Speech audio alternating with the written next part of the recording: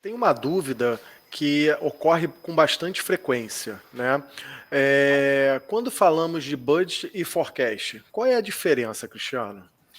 Olha, o budget, né, ou que é um nome mais comum hoje em dia por causa das grandes corporações, mas nada mais é do que o orçamento, né, o orçamento anual, né, ele é feito, ele é mais estático, né? Então, como ele está dizendo, a gente, nos nossos clientes aqui, lá em setembro, a gente já começa a fazer os orçamentos do ano seguinte, né? Então, a gente vai revisar. Então, a gente começa com as metas estratégicas da empresa, é importante isso.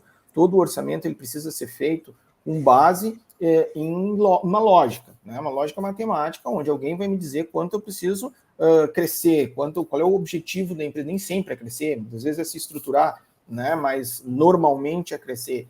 Então, eu preciso ter esses objetivos, eu vou traçar, vou desmembrar esses objetivos no nível tático, vou desmembrar esse objetivo no nível operacional até chegar lá no meu financeiro, né? Então, com isso, eu tenho planejado todo quais as minhas receitas, gastos do ano seguinte, né? Então, seja de forma estática, eu tenho que fazer isso aqui, eu tenho que alcançar X% de crescimento, por exemplo, né?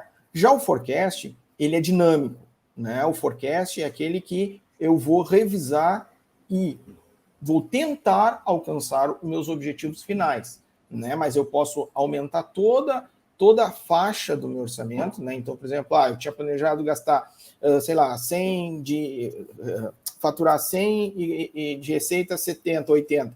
Eu posso passar para 1.700. Ou seja, eu mantive meu objetivo de percentual de crescimento e aumentei muito os volumes que a gente está trabalhando. Então, o forecast é o que vai estar fazendo toda essa parte de revisão, onde eu vou estar olhando o que aconteceu, né? Ou seja, aquele exemplo que eu dei do forecast 1+11, onde eu já tenho os dados do realizado e vou replanejar, eu vou revisar todo o meu orçamento, ou o meu budget que eu tinha planejado para o ano todo, né? Para saber como é que eu vou chegar lá na frente, como é que eu vou finalizar o ano.